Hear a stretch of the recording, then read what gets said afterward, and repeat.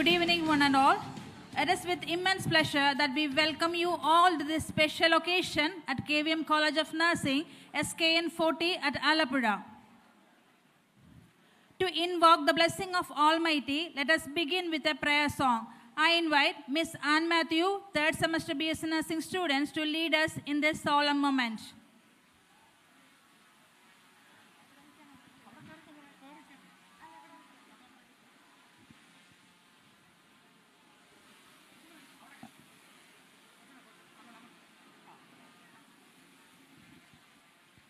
പുലരിയിൽ വിരിയും സുമം സന്ധ്യയിൽ പൊഴിയും ദ്രുതം ക്ഷണികമെങ്കിലും അനുപമം അഴകിലവയൊരുക്കിടും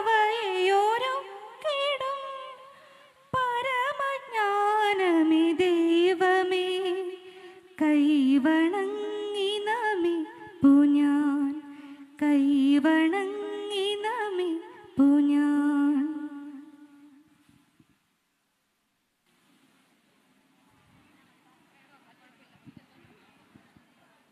May the heavenly blessing spread to this gathering and guide us through this event. Every great event begins with a warm welcome. To extend this warm gesture and officially commence this event, I invite Professor Mrs. Marina Shah MS, our esteemed principal of KVM College of Nursing, who is our visionary leader and beacon of knowledge. We welcome you, ma'am, to deliver the welcome speech.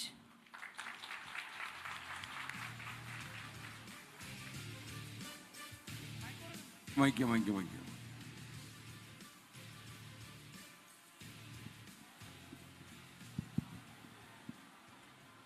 എല്ലാവർക്കും നമസ്കാരം. ബഹുമാനപ്പെട്ട വേദിയിലിരിക്കുന്ന Francis sir, chief operating officer, Sreekandan Nair sir, director Flowers 24 hours channel, ഫ്ലവേഴ്സിൻ്റെ സഹപ്രവർത്തകർ, സൂര്യ സിയേഴ്സ് vice principal, Rupesh,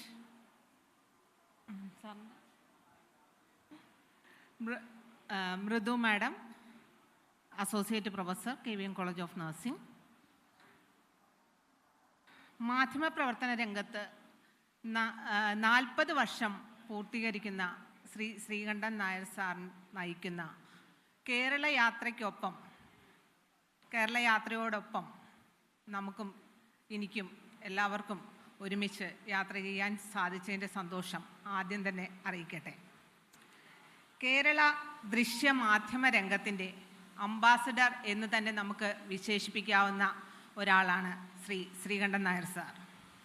സാറിൻ്റെ ഒപ്പം ഈ വേദി പങ്കിടാൻ സാധിച്ചത് തന്നെ എൻ്റെ ഒരു ഭാഗ്യമായി ഞാൻ കരുതുന്നു. നമ്മുടെ ഇപ്പോഴത്തെ ക്യാമ്പസിൻ്റെ ഏറ്റവും വലിയ ഒരു ഭീഷണിയാണ് ലഹരിയുടെ ഉപയോഗം. ഈ ലഹരി ഉപയോഗത്തിൻ്റെ ദൂഷ്യഫലങ്ങളെക്കുറിച്ച് ബോധവൽക്കരിക്കുക എന്നുള്ളതാണ് ഈ ജനകീയ യാത്രയുടെ പ്രധാന ലക്ഷ്യം. എല്ലാവർക്കും സ്വന്തം കുടുംബ അംഗത്തെ പോലെ തന്നെ സുപരിചിതമായ ഒരു മുഖമാണ് ശ്രീകണ്ഠൻ നായർ സാറിൻ്റേത്. അദ്ദേഹം പറയുന്ന വാക്കുകൾ കേൾക്കാനാണ് നമ്മളെല്ലാവരും അക്ഷമരായിട്ട് ഇരിക്കുന്നത്. അദ്ദേഹത്തിൻ്റെ ഈ ജനകീയ യാത്രയ്ക്കും എല്ലാവിധ ആശംസകളും നേർന്നുകൊണ്ട് ഞാൻ എൻ്റെ കർത്തവ്യത്തിലോട്ട് കടക്കുകയാണ്. ആദ്യം തന്നെ നമുക്കിവിടെ ഇങ്ങനെ ഒരു പരിപാടി ഓർഗനൈസ് ചെയ്യാൻ നമുക്ക് പെർമിഷൻ തന്നത് നമ്മുടെ ഡയറക്ടർ സാറാണ്, ഡോക്ടർ VP അല്ലാൽ സാർ. സാർ ഇവിടെ ഇന്ന് എത്തിച്ചേർന്നിട്ടില്ലെങ്കിലും സാറിനെ ഈ പരിപാടിയിലേക്ക് സ്നേഹപൂർവ്വം സ്വാഗതം ചെയ്യുന്നു.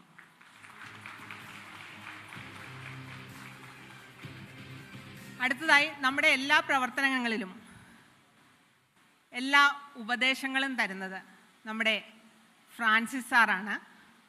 Francis C Peter sir. Sir ഇവിടുത്തെ ചീഫ് ഓപ്പറേറ്റിംഗ് ഓഫീസറാണ് KVM ട്രസ്റ്റിൻ്റെ. സാറിനെ സന്തോഷപൂർവ്വം ഈ വേദിയിലേക്ക് സ്വാഗതം ചെയ്യുന്നു.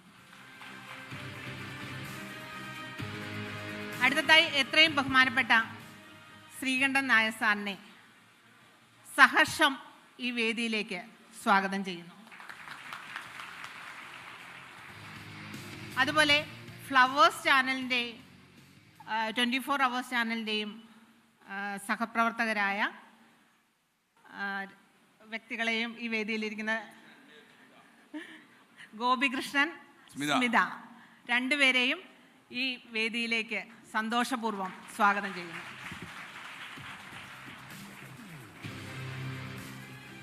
അടുത്തതായി രൂപേഷ് സാറിനെയാണ്. രൂപേഷ് സാറിനെ വളരെ ബഹുമാനപൂർവ്വം ഈ വേദിയിലേക്ക് സ്വാഗതം ചെയ്യുന്നു. അടുത്തതായി എൻ്റെ സഹപ്രവർത്തകരായ സൂര്യ മാഡം വൈസ് പ്രിൻസിപ്പളാണ്. അതുപോലെ മൃദു മാഡം അസോസിയേറ്റ് പ്രൊഫസറാണ് KVM കോളേജ് ഓഫ് നഴ്സിംഗ്. അപ്പോൾ അവരെ രണ്ടുപേരെയും വളരെ സന്തോഷത്തോടുകൂടി ഈ വേദിയിലോട്ട് സ്വാഗതം ചെയ്യുന്നു.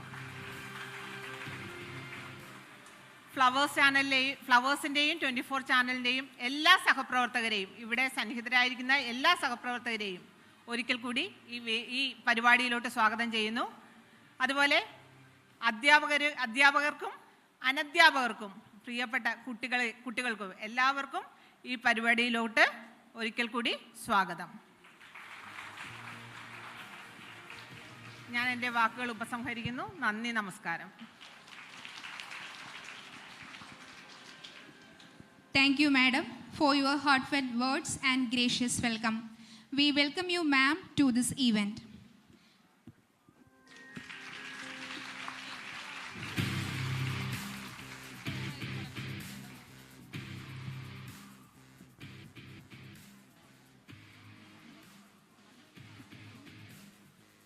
It is time to hear from our respected mentor, source of inspiration and wisdom for us. I invite Dr. Francis C. Peter, Chief Operation Officer of KVM Trust, to orate the presidential address.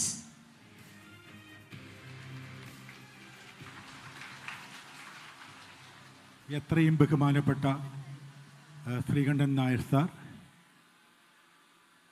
അദ്ദേഹത്തിൻ്റെ colleagues, എൻ്റെ colleagues, സ്നേഹമുള്ള വിദ്യാർത്ഥികളെ, ഈ അവസരത്തിൽ എൻ്റെ പ്രസംഗത്തിന് യാതൊരു റിലവൻസുമില്ല.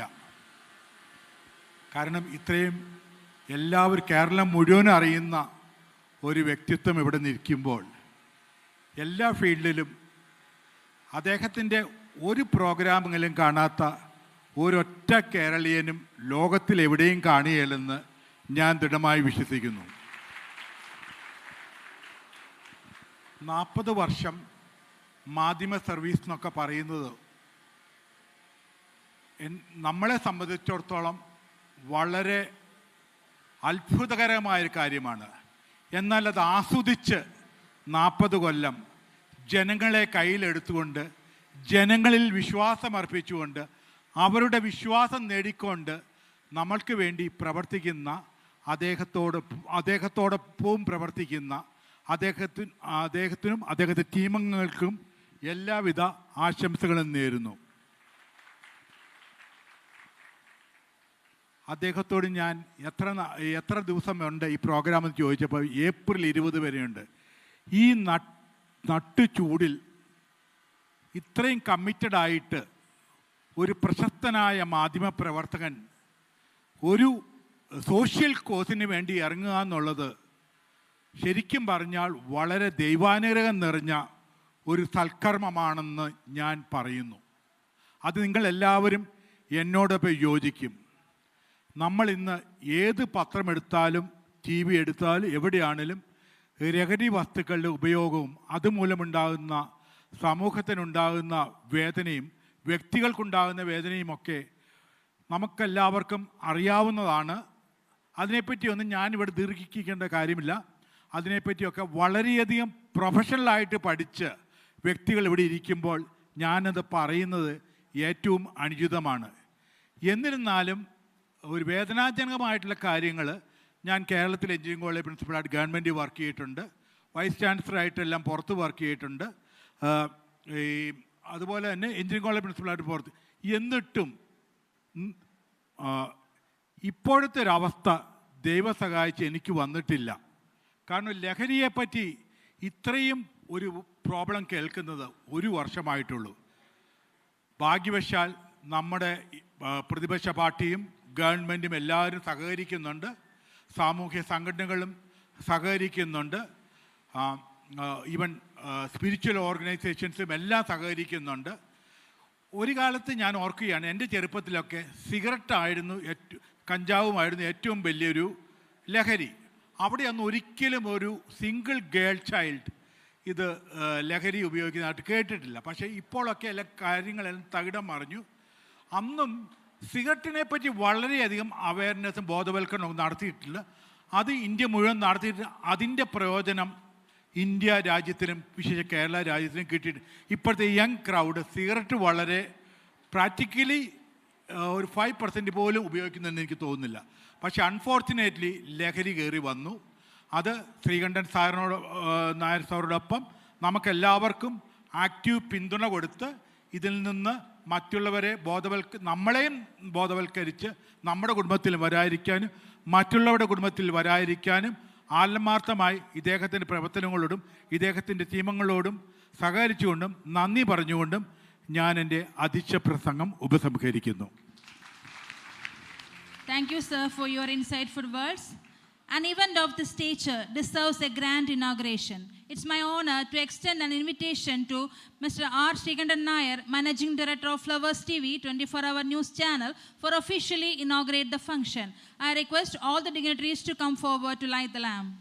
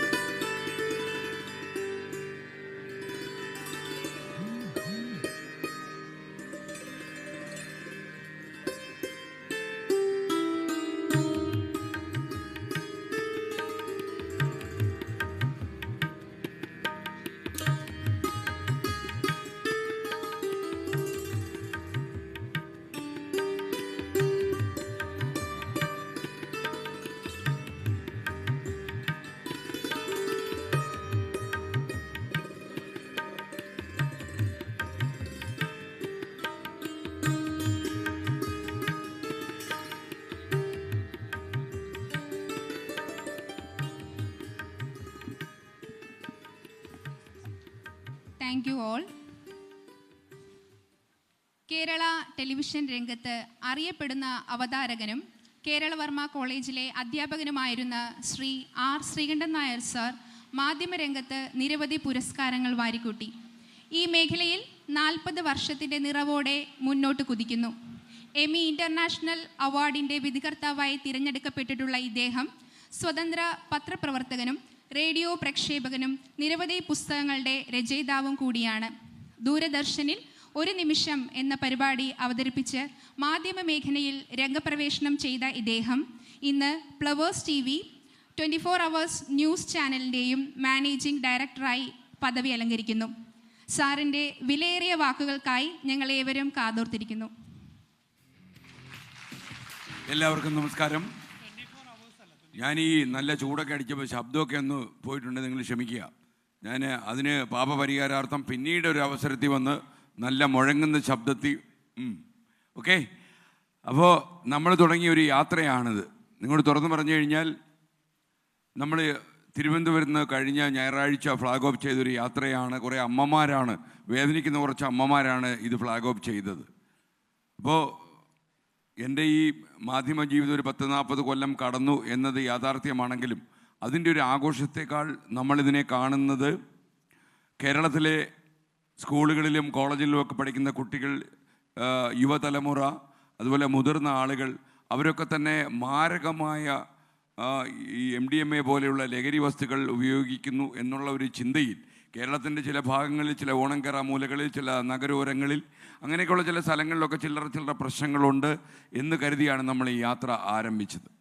എന്നാൽ യാത്ര ഒരു തിരുവനന്തപുരം ജില്ല വിട്ട് കൊല്ലത്തേക്കൊക്കെ നമ്മൾ കടന്ന് പത്തനംതിട്ട ജില്ലയിലേക്കൊക്കെ കയറിയപ്പോൾ നമുക്ക് മനസ്സിലായി ഈ MDMA പോലെയുള്ള കെമിക്കൽ ലഹരികൾ, നിങ്ങളെല്ലാം പാരാമെഡിക്കൽ കോഴ്സിനൊക്കെ പഠിക്കുന്ന കുട്ടികളാണ്, നിങ്ങൾക്കറിയാം എന്താണ് ഇതിൻ്റെ ഒരു മനുഷ്യ ശരീരത്തിൽ ഇതുണ്ടാക്കുന്ന ദുസ്വാധീനമെന്ന്. പത്തനംതിട്ട ജില്ലയുടെ മിക്ക ഭാഗങ്ങളിലും, മിക്ക പള്ളിക്കൂടങ്ങളിലും കോളേജുകളിലുമൊക്കെ തന്നെ ഈ MDMA കഴിക്കുന്ന ആളുകൾ ഒറ്റയ്ക്കും തെറ്റയ്ക്കും ഒക്കെ ഉണ്ട്. മാത്രമല്ല ഈ ലഹരിയോട് ആളുകൾക്കൊരു അഡിക്ഷൻ വന്ന് തുടങ്ങിയിട്ടുണ്ട് നമ്മൾ മനസ്സിലാക്കി. അപ്പം നമ്മൾ തുടങ്ങിയപ്പോൾ നമുക്ക് തോന്നിയിരുന്നത് ചെറിയ ചെറിയ സ്വാധീനങ്ങൾ MDMA ലഹരി കേരളത്തിൽ ഉണ്ടാക്കുന്നു എന്നുള്ളതാണ്. ഇങ്ങനെയുള്ള ആളുകൾക്ക് ജീവിതത്തോട് ലഹരി കുറയുകയും മാരകമായ രാസലഹരിയിൽ ലഹരി കൂടുകയും ചെയ്യുന്ന സ്ഥിതി. പിന്നീട് ഒരു യാഥാർത്ഥ്യം നമ്മളൊരു അമ്പരപ്പോടെ തിരിച്ചറിയുന്നു. കേരളത്തിലെ ഒരുപാട് കലാലയങ്ങളിൽ പെൺകുട്ടികൾ ഉൾപ്പെടെ ഇത്തരം MDMA ഉപയോഗിക്കുന്നു. ഈ മെഡിക്കൽ കോഴ്സുകൾക്കൊക്കെ പഠിക്കുന്ന കുട്ടികളിലും ഇതിൻ്റെ സ്വാധീനം കുറവല്ല. മാത്രമല്ല മെഡിക്കൽ രംഗത്ത് പ്രവർത്തിക്കുന്ന ഡോക്ടേഴ്സ്, അതുപോലെ തന്നെ സിനിമാ താരങ്ങൾ, ഗായകർ, ഇങ്ങനെയുള്ള ആളുകളെല്ലാം തന്നെ MDMA ഉപയോഗിക്കുന്നു എന്നുള്ള യാഥാർത്ഥ്യം നമ്മൾ തിരിച്ചറിയുന്നു. ബാംഗ്ലൂരു പോലെയുള്ള, ഗുജറാത്ത് പോലെയുള്ള, ജാർഖണ്ഡ് പോലെയുള്ള സംസ്ഥാനങ്ങളിൽ നിന്ന് കേരളത്തിലേക്ക് ലഹരി ഒഴുക്കുന്നു. ഈ വിദേശ നാടുകളിൽ നിന്ന് നിയന്ത്രിക്കുന്ന ആളുകളൊക്കെ തന്നെ വലിയ വലിയ മാഫിയ രാജാക്കന്മാരും മാഫിയ മുഗളന്മാരും ഒക്കെ ഈ പ്രസ്ഥാനത്തിലുണ്ടെങ്കിലും നമ്മുടെ ആളുകൾ പണം ഉണ്ടാക്കാനുള്ള ആർത്തി മൂത്ത് ബംഗളൂരു പോലെയുള്ള മഹാനഗരങ്ങളിൽ പോയി ഈ ലഹരി വസ്തുക്കൾ പല വഴിയിലൂടെ, ട്രെയിൻ വഴിയും ബസ് വഴിയും അല്ലാതെയുള്ള കൊറിയർ വഴിയും ഒക്കെ തന്നെ ഈ ലഹരി നമ്മുടെ നാട്ടിലെത്തിക്കുന്നു. നിങ്ങളറിയേണ്ട ഒരു കാര്യം, നമുക്ക് കുറച്ച് കാലമേ ഈ ജീവിതം കിട്ടൂ. നമുക്കൊരു 70-75 കൊല്ലമാണ് ഒരു ക്വാളിറ്റി ലൈഫ് എന്ന് പറയുന്നത്. ഈ 75 കൊല്ലം എന്നുള്ളത് ഞങ്ങൾ നേരത്തെ പങ്കെടുത്ത ആലപ്പുഴയിലെ ഒരു യോഗത്തിൽ എക്സൈസിലെ ഒരു ഡെപ്യൂട്ടി സൂപ്രണ്ടൻറ്റ് പറയുകയായിരുന്നു, 7 കൊല്ലമാണ് MDMA കഴിക്കുന്ന ഒരാളിന് പരമാവധി ജീവിതം കിട്ടുക, 5 മുതൽ 7 കൊല്ലം വരെ. നിങ്ങളൊന്ന് ആലോചിക്കുക, ഒരു മനുഷ്യ ശരീരം നാശമായി പോകാൻ എത്ര കൊല്ലം എടുക്കുമെന്ന് നിങ്ങൾക്കറിയാം. എന്നോട് മറ്റൊരാൾ പറഞ്ഞ പരമാവധി 12 കൊല്ലമെന്നാണ്.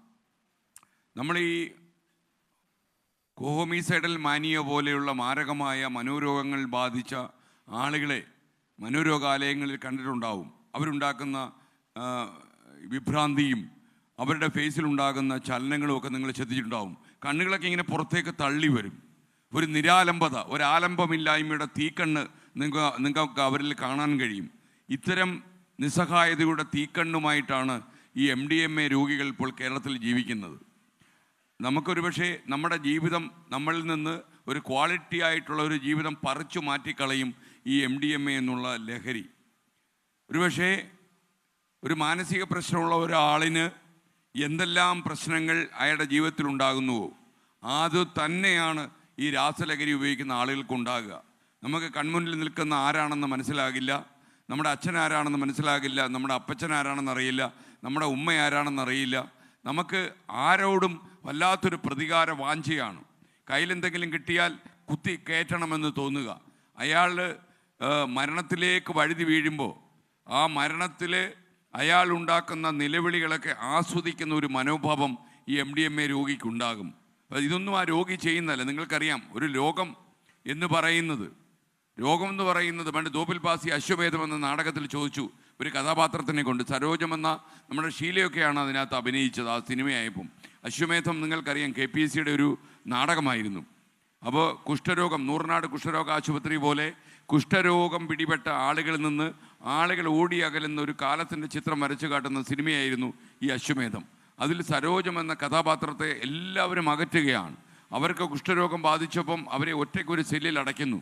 അപ്പോൾ അവരെ സ്നേഹിക്കുന്ന ഡോക്ടറോട് ചോദിക്കുകയാണ്, സത്യനായിരുന്നു ആ വേഷം കെട്ടിയത്, സത്യനോട് ചോദിക്കുകയാണ്, രോഗം ഒരു കുറ്റമാണോ? അന്ന് കേരളം മുഴുവൻ അലയടിച്ച് കേട്ട ഒരു ചോദ്യമായിരുന്നു തോപ്പിൽ പാസിയുടെ രോഗം ഒരു കുറ്റമാണോ എന്ന്. അപ്പോൾ ഈ ചോദ്യം നമ്മൾക്ക് MDMA രോഗികളോടും ചോദിക്കാം. അതൊരു കുറ്റമല്ല, പക്ഷേ ഇത് നിങ്ങൾ ക്ഷണിച്ചു വരുത്തിയ കുറ്റമാണ്.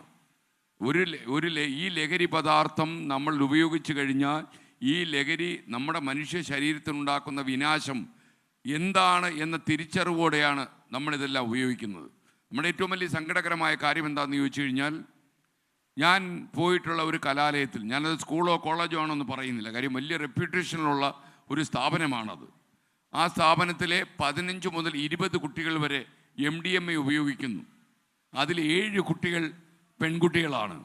7 പെൺകുട്ടികൾ, അതായത് 15 പേരിൽ 7 പേർ. അപ്പോൾ ഏകദേശം ഒരു 50% സ്ത്രീകൾ ഇത്തരം മയക്കുമരുന്നിൽ മൂക്കുകുത്തി വീഴുന്നു എന്നുള്ള യാഥാർത്ഥ്യമുണ്ട്. നമ്മുടെ വരാന്തകളിൽ, നമ്മുടെ കലാലയത്തിൻ്റെ വരാന്തകളിലും സ്കൂളിൻ്റെ വരാന്തകളിലും ഒക്കെ തന്നെ ഈ ലഹരി പദാർത്ഥങ്ങൾ വിൽക്കാൻ ആളുകൾ വരും. അവർ ചില മിഠായി നിങ്ങൾക്ക് വെച്ച് നീട്ടിയെന്ന് വരും. നിങ്ങൾ ലഹരി മിക്സ് ചെയ്തിട്ടുള്ള ഈ മിഠായി കഴിച്ചാൽ കുറച്ച് ദിവസം കൊണ്ട് നിങ്ങൾ അറിയാതെ ഇത്തരം ലഹരി പദാർത്ഥങ്ങൾക്ക് അടിമയായി പോകും. കൊച്ചിയിൽ ഒരിക്കൽ എൻ്റെ ഓഫീസിലേക്ക് ഒരു പെൺകുട്ടി കയറി വന്നു. ഇപ്പോഴും ഞാൻ അത് പ്രക്ഷേപണം ചെയ്യാൻ സമ്മതിച്ചിട്ടില്ല. ഒരു +1 പഠിക്കുന്ന പെൺകുട്ടിയാണ്. അവൾ 9ാം ക്ലാസ്സിൽ പഠിക്കുമ്പോഴാണ് ഇങ്ങനൊരു ചേട്ടൻ സ്കൂളിലേക്ക് കയറുന്ന ഇടവഴിയിൽ നിന്ന് എപ്പോഴും ചിരിക്കുകയും അയാൾക്ക് എന്തോ ഒരു പ്രണയം ഈ കുട്ടിയോടുണ്ട് എന്നുള്ള രീതിയിൽ പെരുമാറുകയും അവസാനം അയാൾ ചോക്ലേറ്റിൽ പൊതിഞ്ഞ് ഒരു ലഹരി പദാർത്ഥം ഈ കുട്ടിക്ക് കൊടുക്കുകയും ഈ ലഹരി ഇങ്ങനെ ഈ കുട്ടി കഴിക്കാൻ തുടങ്ങുകയും കുറച്ച് കഴിഞ്ഞ കാലം പോകുമ്പോൾ ഈ കുട്ടി ഏറ്റവും വലിയ മാരകമായ ലഹരി പദാർത്ഥങ്ങൾ ഉപയോഗിക്കുന്ന പെൺകുട്ടിയായി മാറിയെന്ന് മാത്രമല്ല, ഇയാൾ പറയുന്നത് എന്തും ചെയ്യുന്ന ഒരു കുട്ടിയായി മാറുകയും ഈ കുട്ടി ആ സ്കൂൾ വരാന്തയിലും മറ്റുള്ള പ്രദേശങ്ങളിലെ ഏറ്റവും വലിയ കാരിയറായി മാറുകയും ചെയ്തു. ആ കുട്ടിയെ സെക്ഷുവലായിട്ടൊക്കെ ഉപയോഗിക്കുകയും അതെല്ലാം ഷൂട്ട് ചെയ്ത് കയ്യിലാക്കിയിട്ട് കുട്ടിയെയും കുട്ടിയുടെ കുടുംബത്തെയും പേടിപ്പെടുത്താൻ തുടങ്ങി. സോഷ്യൽ മീഡിയയിലേക്ക് അപ്ലോഡ് ചെയ്യും. എനിക്ക് നിങ്ങളോട് പറയാനുള്ളത്, ഈ വാട്സപ്പ് യൂണിവേഴ്സിറ്റിയിലും ഇൻസ്റ്റയിലും ഒക്കെ കാണുന്ന ചെറുപ്പക്കാർ നിങ്ങളെ വഴിതെറ്റിക്കാൻ പറ്റുന്ന ആളുകളാണ് പല ആളുകളും.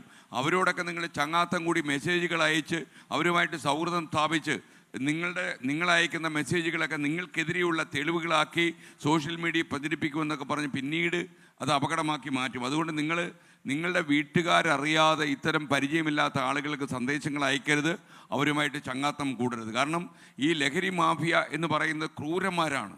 അവർക്ക് എന്ത് ചെയ്യാനും ഒരു ബുദ്ധിമുട്ടുമില്ല. അവർക്ക് പണം ഉണ്ടാക്കണം എന്ന ഒറ്റ മാർഗമേ ഉള്ളൂ. അപ്പം നമ്മുടെ കുട്ടികൾ, പ്രത്യേകിച്ച് നമ്മൾ ഈ ലഹരി ഉള്ളിൽ കടന്നു കഴിഞ്ഞാൽ, നിങ്ങൾ മെഡിക്കൽ സ്റ്റുഡൻസ് ആയതുകൊണ്ട് നിങ്ങൾക്ക് നന്നായിട്ടറിയാം, ഒരാളിന് ഒരു മനോരോഗം ബാധിച്ചു കഴിഞ്ഞാൽ പിന്നീട് അയാൾ ചെയ്യുന്നത് എന്താണെന്ന് അയാൾക്ക് അറിയില്ല.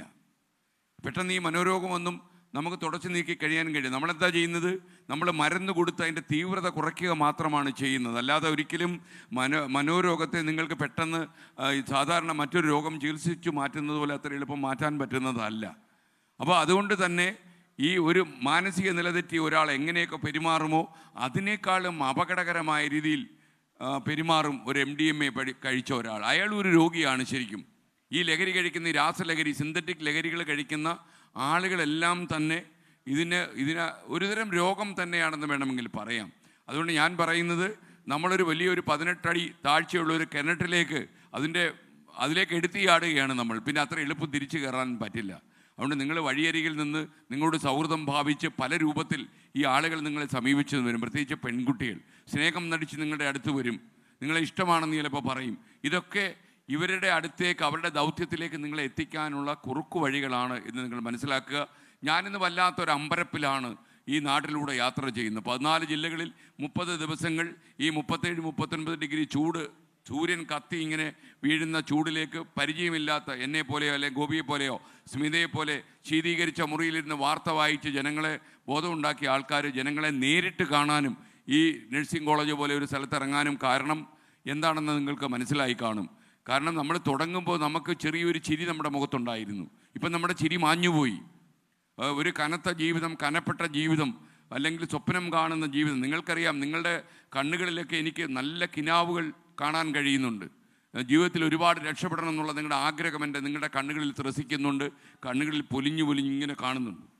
അപ്പോൾ ഈ കണ്ണുകൾ നോക്കി നിൽക്കുമ്പോൾ എനിക്ക് പറയാൻ പറ്റുന്നത്, എൻ്റെയൊക്കെ മനസ്സിലിപ്പോൾ ഒരു അമ്പരപ്പാണ്. കാരണം ഇത് ഏറ്റവും വലിയൊരു അപകടം എന്താണെന്ന് ചോദിച്ചു കഴിഞ്ഞാൽ, ഈ MDMA ഒക്കെ ശേഖരിച്ചു വച്ചിരിക്കുന്ന സ്റ്റോറുകളിലേക്കും ഉറവിടങ്ങളിലേക്കും പോലീസിൻ്റെ കണ്ണുകൾ നീണ്ടു ചെല്ലും, ഉറപ്പാണ്. കാരണം അന്യ സംസ്ഥാനങ്ങളിലൊക്കെ പോയി ഇത്തരം വ്യാപാരങ്ങൾ ചെയ്യുന്നവരെ നമ്മുടെ പോലീസ് പിടിച്ചു കൊണ്ടുവന്ന് തുടങ്ങി. അല്പം താമസിച്ചു പോയി എന്നത് ഉറപ്പാണെങ്കിലും കേരളത്തിൻ്റെ പല ജില്ലകളിലും, കൊച്ചി പോലെയുള്ള മഹാനഗരങ്ങളിലൊക്കെ അതിവ്യാപകമായ റെയ്ഡുകൾ അരങ്ങേറുന്ന സമയമാണിപ്പോൾ. ഒരുപാട് ആളുകൾ കസ്റ്റഡിയിലായിട്ടുണ്ട്. നിങ്ങൾക്ക് ഏത് വാർത്താമാധ്യമം തുറന്നാലും നമ്മൾ ഈ പ്രചാരണത്തിലൂടെ നടന്ന സമ്മർദ്ദമൊക്കെ എക്സൈസ് ഡിപ്പാർട്ട്മെൻറ്റ് ഉണ്ടെന്ന് നിങ്ങൾ മനസ്സിലാക്കുക. അവരുടെ അധികാര പരിധിയിലുള്ള സ്ഥലങ്ങൾ ഈ ലഹരി മുക്തമാക്കേണ്ടത് അവരുടെ ജോലിയാണെന്ന് സർക്കുലർ അയച്ചു കഴിഞ്ഞു.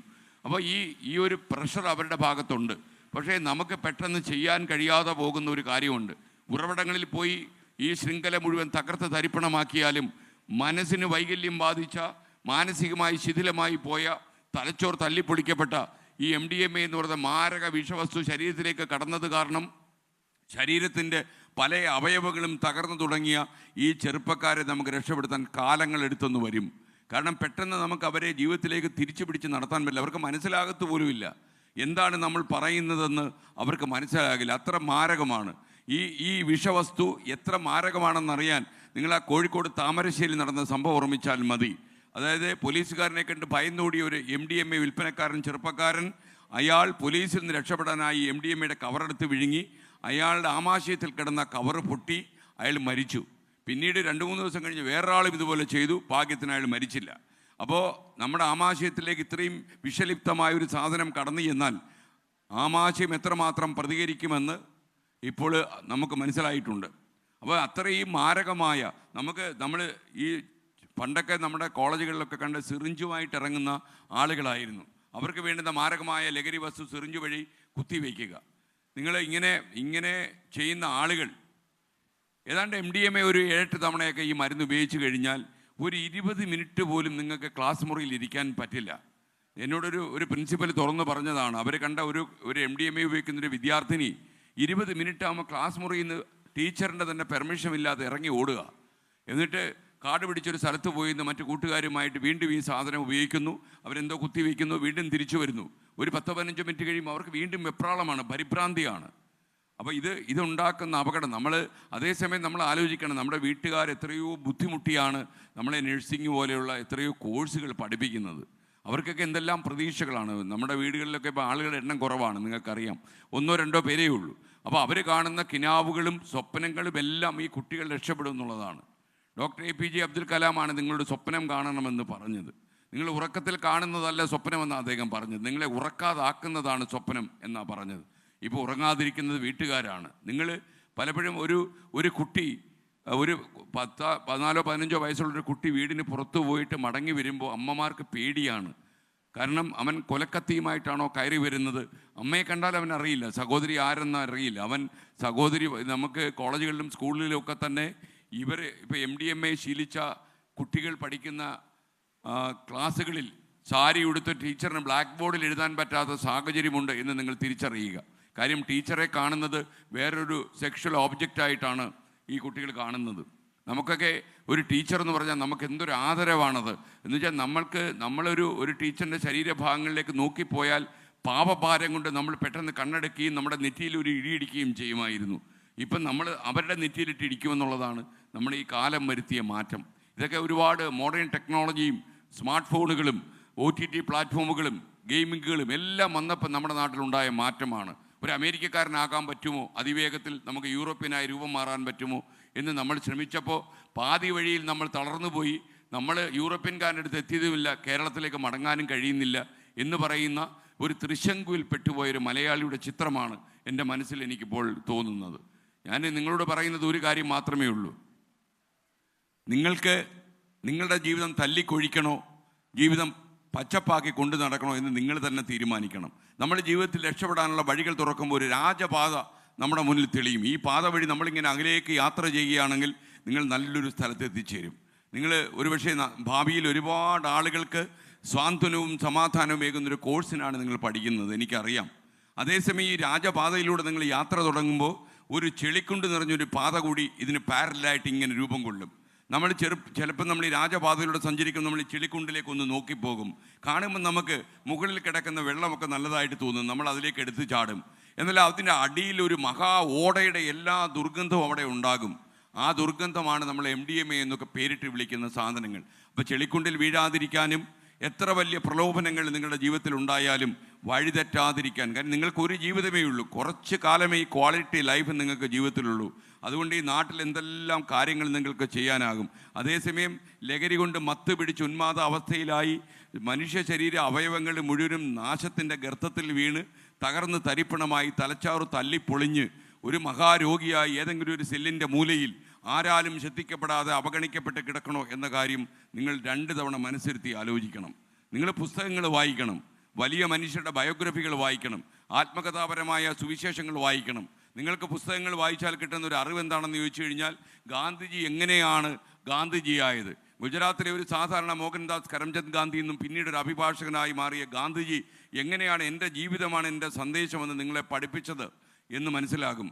ആൽബർട്ട് ഐൻസ്റ്റീൻ പറഞ്ഞത്, ഒരു 200 കൊല്ലം കഴിയുമ്പോൾ ഗാന്ധിജിയെ പോലെ ഒരാൾ ഈ മണ്ണിൽ ജീവിച്ചിരുന്നു എന്ന് പറഞ്ഞാൽ ആരും വിശ്വസിക്കാൻ പോകുന്നില്ല എന്നാണ് പറഞ്ഞത്. കാര്യം ഒരു മനുഷ്യൻ എത്താൻ കഴിയുന്നതിൽ ഏറ്റവും ഉദാത്തമായ തലത്തിലെത്തിയ മഹാനുഭാവനായിരുന്നു മഹാത്മാഗാന്ധി. അദ്ദേഹത്തിൻ്റെയൊക്കെ സത്യാന്വേഷണ പരീക്ഷണങ്ങളൊക്കെ നിങ്ങൾ എടുത്തു വയ്ക്കണം. അദ്ദേഹത്തിൻ്റെ ജീവിതത്തെക്കുറിച്ച് ലൂയി ഫിഷർ എഴുതിയ ദ ലൈഫ് ഓഫ് മഹാത്മാ എന്നൊരു ലോകപ്രശസ്തമായ കൃതിയുണ്ട്. അതൊക്കെ നിങ്ങൾ എടുത്തു വെച്ച് വായിക്കണം. എങ്ങനെയാണ് കാരമുള്ളുകൾ നിറഞ്ഞ വഴിത്താരകളിൽ നിന്ന് അദ്ദേഹം അതെല്ലാം എടുത്തുമാറ്റി ജീവിതത്തിൻ്റെ വെളിച്ചം പേറുന്ന സ്ഥലത്തേക്ക് ഈ മനുഷ്യൻ യാത്ര ചെയ്തും 1948 ജനുവരി 30 നാരായണ ആപ്തേ, നാഥുറാം ഗോഡ്സെ എന്ന് പറഞ്ഞ 2 നരാധമന്മാർ, വർഗീയ വിഷം ചീറ്റുന്ന 2 വിഷജന്മങ്ങൾ അദ്ദേഹത്തിന് പോയിന്റ് ബ്ലാങ്ക് റേഞ്ചിൽ നിന്ന് വെടിവെച്ച് കൊലപ്പെടുത്തിയതും ഡൽഹിയിലെ ബിർള മന്ദിരത്തിൽ നടുക്കിക്കൊണ്ട് ആ വെളിച്ചം എന്നേക്കുമായി ഈ ലോകം വിട്ടുപോയതും ഒക്കെ നമ്മൾ അറിയണം. ജവഹർലാൽ നെഹ്റുവിൻ്റെയും ഇന്ദിരാഗാന്ധിയുടെയും അതേപോലെയുള്ള ലോകപ്രശസ്തരായ മറ്റ് വ്യക്തികളുടെയൊക്കെ ജീവിത കഥകൾ വായിക്കുമ്പോൾ ആ കഥകൾ നിങ്ങൾക്ക് വെളിച്ചമാകും. ഡോക്ടർ APJ അബ്ദുൽ കലാമിൻ്റെ കഥകൾ നിങ്ങൾ വായിക്കണം. എങ്ങനെയാണ് രാമേശ്വരത്തുള്ളൊരു സാധാരണ മനുഷ്യൻ ഇന്ത്യൻ രാഷ്ട്രപതി മന്ദിരത്തിൻ്റെ ഉത്തുംഗങ്ങളിൽ കയറിയിരുന്നത് എന്ന് നിങ്ങൾ തിരിച്ചറിയണം. നമ്മൾ സ്വപ്നം കാണുന്നതിനൊപ്പം അതിനുള്ള വഴികൾ കൂടി ആലോചിക്കണം.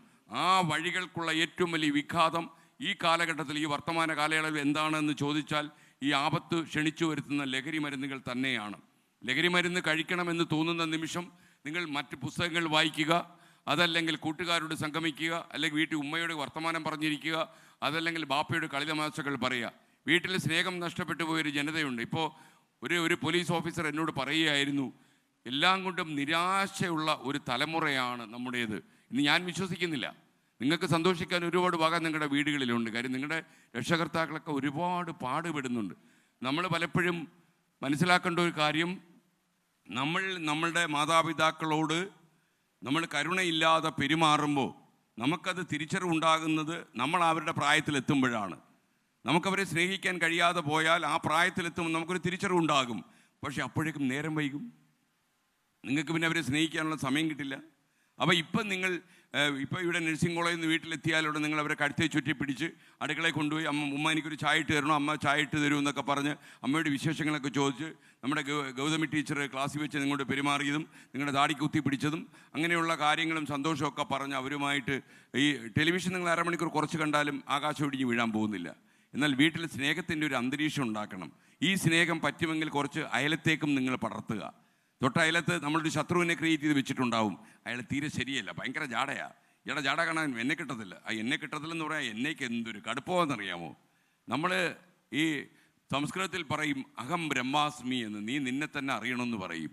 എന്നുവെച്ചാൽ നമ്മൾ രാവിലെ നിലക്കണ്ണാടി നോക്കണം, എന്നിട്ടൊന്ന് നോക്കണം നീ ആരടേ എന്ന് ചോദിക്കണം. അപ്പം നമുക്ക് മനസ്സിലാകും ഈ അണ്ടകടാകത്തിൽ നമ്മളൊരു കൃമി കീടമാണെന്ന്. നമുക്ക് ആൽബർട്ട് ഐൻസ്റ്റീനെ പോലെ എത്രയോ ആളുകൾ ഈ മണ്ണിൽ ജീവിച്ചിട്ടുണ്ട്, ന്യൂട്ടനെ പോലെ എത്രയോ ആൾക്കാരുണ്ട്. അപ്പം നമുക്ക് അതേസമയം നമുക്കൊരു കരുത്ത് വേണം. സോക്രട്ടീസ് എന്ന് പറയുന്ന ചിന്തകനെക്കുറിച്ച് നിങ്ങൾ കേട്ടിട്ടുണ്ടാകും. അദ്ദേഹത്തിന് ഹെംലോക്ക് എന്നൊരു വിഷം കുടിപ്പിച്ചാണ് കൊലപ്പെടുത്തിയത്. അപ്പോൾ ഈ കോടതിയിൽ വിചാരണകളൊക്കെ ഇങ്ങനെ കാര്യമായി നടക്കുമ്പോൾ അദ്ദേഹത്തിന് ബോറടിച്ചു. സോക്രട്ടീസ് മുഖ്യ ജഡ്ജിയെ നോക്കി പറഞ്ഞു, ഒന്നുകിൽ നിങ്ങൾ എന്നെ വെറുതെ വിടൂ, അല്ലെങ്കിൽ എന്നെ ശിക്ഷിക്കൂ. 1000 പ്രാവശ്യം മരിക്കേണ്ടി വന്നാലും എൻ്റെ ചിന്തയിൽ നിന്നോ എൻ്റെ അഭിപ്രായത്തിൽ നിന്നോ അണുവിട വ്യതിചലിക്കാൻ ഞാൻ തയ്യാറല്ലെന്ന് സോക്രട്ടീസ് ആ ജഡ്ജിമാരുടെ മുഖത്ത് നോക്കി പറഞ്ഞു. അതാണ് വ്യക്തിപ്രഭാവം എന്ന് പറയുന്നത്, അതാണ് ഇൻഡിവിജ്വാലിറ്റി എന്ന് പറയുന്നത്. അപ്പോൾ ആ ഇൻഡിവിജ്വാലിറ്റി നിങ്ങൾ സ്വന്തമാക്കണം. നിങ്ങൾക്കൊരിക്കലും സോക്രട്ടീസ് ആക്കാൻ പറ്റും എന്ന് ഞാൻ വിശ്വസിക്കുന്നില്ല, പക്ഷേ നിങ്ങൾക്കൊരു കൊച്ചു സോക്രട്ടീസ് ആകാൻ പറ്റും. നിങ്ങളുടെ ചിന്തകളിൽ, നിങ്ങളുടെ വിശ്വാസങ്ങളിൽ, നിങ്ങളുടെ നിലപാടുകളിൽ നിങ്ങൾ ഉറച്ചു നിൽക്കുക. നിങ്ങളെ വഴിതെറ്റിക്കാൻ വരുന്ന ശക്തികൾ എത്ര സംഘടിതമാണെങ്കിലും എത്ര വലുതാണെങ്കിലും അവരോട് നോ പറയാൻ നിങ്ങൾ തീരുമാനിക്കുക. ഞാൻ ഒരുപക്ഷെ എൻ്റെ ഒരു ആഗ്രഹം, ഈ 30 ദിവസങ്ങൾ നീണ്ട അവസാനം ഞങ്ങൾ ഈ കാസർഗോഡ് എത്തുമ്പോഴേക്കും കേരളത്തിലെ ഇത്തരം വിൽപ്പനക്കാർ, MDMA പോലുള്ള രാസലഹരികൾ വിൽക്കുന്ന എല്ലാ വിൽപ്പനക്കാരും കേരളം വിട്ടു പോകണമെന്നാണ്. കാര്യം അത്ര നല്ല മണ്ണാണിത്.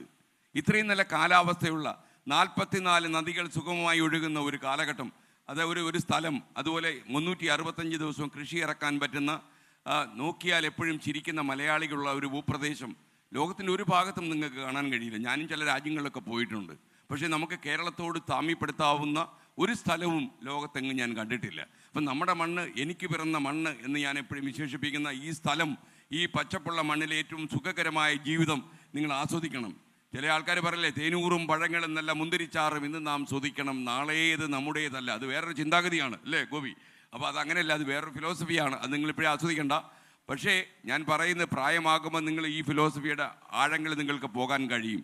അതുകൊണ്ട് ഏറ്റവും അവസാനത്തെ കണ്ണി എന്ന് പറയുന്ന ഈ മാഫിയ സംഘത്തിൻ്റെ തലവനും കേരളം വിട്ടുപോയി കഴിയുന്നത് വരെ നമ്മളിനി വിശ്രമിക്കില്ല എന്ന് നിങ്ങൾ തീരുമാനിക്കണം. നിങ്ങളും നമ്മളും എല്ലാവരും കൂടി ചേർന്ന് വലിയൊരു കടലിൻ്റെ ഇരമ്പമായി മാറുന്നു. ഈ മഹാസാഗരത്തിൻ്റെ ഇരമ്പലിൽ ഇത്തരം വൃത്തികെട്ട ശക്തികൾ ഒഴുകിപ്പോകും. നമ്മൾ അറബിക്കടലിലെ അഗാധങ്ങളിലേക്ക് വരെ മുക്കിക്കൊല്ലേണ്ട ഒരു മാനസികാവസ്ഥയിലാണ് ഞങ്ങളൊക്കെ നിൽക്കുന്നത്. അതുകൊണ്ട് തന്നെ നമ്മൾ ഒന്നിച്ചാണ് ഇതിനെ ഫൈറ്റ് ചെയ്യേണ്ടത്. ഞാൻ ഒറ്റയ്ക്കോ അല്ലെങ്കിൽ എൻ്റെ കൂടെ വന്ന 24ൻ്റെ സഹപ്രവർത്തകരോ വിചാരിച്ചാൽ മാത്രം നമുക്ക് ഈ മാരക വിഷവസ്തു ഇവിടുന്ന് ഇല്ലാതാക്കാൻ കഴിയില്ല.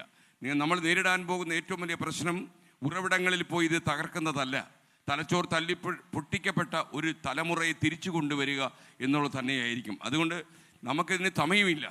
ഞാനെപ്പോഴും ചിന്തിക്കുന്നത്, 1 മണിക്കൂറിൽ 10 പേരെങ്കിലും കേരളത്തിൽ MDMAയുടെ അഡിക്റ്റ് ആയിക്കൊണ്ടിരിക്കുകയാണ്. അപ്പോൾ ഒരു മണിക്കൂർ താമസിച്ചാൽ 10 പേർ, 2 മണിക്കൂറായാൽ 20 പേർ, 3 പേരായാൽ 30 പേർ. നമ്മൾ ഒരു ദിവസം കഴിയുമ്പോൾ 240 പേർ പുതിയതായി MDMA കഴിച്ച് അഡിക്റ്റായി വരും. അതുകൊണ്ട് നമുക്ക് സമയമില്ല. നിങ്ങൾ കുറച്ച് പതുക്കെ നമുക്കിതൊക്കെ ചികിത്സിച്ച് മാറ്റാം എന്ന് പറഞ്ഞാൽ ഇതങ്ങനെ വരുന്നൊരു ഫിസിയോളജിക്കൽ രോഗമല്ല എന്ന് നിങ്ങൾ മനസ്സിലാക്കുക. അപ്പോൾ നിങ്ങൾ മെഡിക്കൽ ലോകത്ത് പ്രവർത്തിക്കുന്ന ആളുകളായതുകൊണ്ട് നിങ്ങൾക്ക് കുറച്ചുകൂടി ഞാൻ പറയുന്നതിൻ്റെ ഗൗരവം മനസ്സിലായി കാണുമെന്നാണ് ഞാൻ മനസ്സിലാക്കുന്നത്. നിങ്ങൾ കുറച്ച് പേരെയെങ്കിലും ബോധവൽക്കരിക്കുക. MDMA എന്ന് പറഞ്ഞാൽ നോ എന്ന് അതിശക്തമായി നിങ്ങൾ പറയണം. No drugs, no violence. ഡ്രഗ്സാണ്, ഈ മയക്കുമരുന്നാണ് കൊലക്കത്തിയെടുത്ത് അമ്മയുടെ നെഞ്ചിലേക്ക് കുത്തി ഇറക്കണമെന്നൊരാളെ പ്രേരിപ്പിക്കുന്നത്. അതുകൊണ്ട് ആദ്യം ഡ്രഗിൻ്റെ ഉറവിടങ്ങൾ തകർക്കണം, ഡ്രഗിലേക്ക് പോയ ആളുകളെ തിരിച്ചു കൊണ്ടുവരണം. അത് കഴിഞ്ഞ് നമ്മൾ പറയണം അക്രമം അരുത് എന്ന് പറയണം. അതിനാണ് 24 ഫ്ലവേഴ്സും ശ്രമിക്കുന്നത്. നിങ്ങൾ നമുക്കൊപ്പം അണിചേരുക. ഈ യാത്രയിൽ ഒരുപക്ഷെ നമ്മൾ വിചാരിച്ചതിനേക്കാളും കൂടുതൽ തീവ്രമാണ് ഈ പ്രശ്നം എന്നതുകൊണ്ട് തന്നെ നിങ്ങളുടെ നല്ല ചിന്ത നമുക്കൊപ്പം ഉണ്ടാകട്ടെ. ബാക്കി കാര്യങ്ങളൊക്കെ നമുക്കൊരു പ്രതിജ്ഞയൊക്കെ എടുത്തു പോകണം. കാര്യം ഈ പ്രതിജ്ഞ മനസ്സിൽ തീക്കൊള്ളി കൊണ്ട് നിങ്ങൾ എഴുതി സൂക്ഷിക്കണം. കാരണം ഈ പ്രതിജ്ഞ സാധാരണഗതിയിൽ ഒരു പ്രതിജ്ഞയല്ല, നമ്മൾ ചോര കിനിയുന്ന മനോഭാവത്തോടെ നമ്മൾ എടുക്കേണ്ട ഒരു പ്രതിജ്ഞയാണിത് എന്നുകൂടി നിങ്ങളെ ഓർമ്മപ്പെടുത്തിക്കൊണ്ട് KR ഗോപികൃഷ്ണൻ നിങ്ങളോട് ചില്ലറ കാര്യങ്ങൾ കൂടി പറയും. അതിലേക്ക് നമ്മൾ കടക്കുന്നു. Thank you.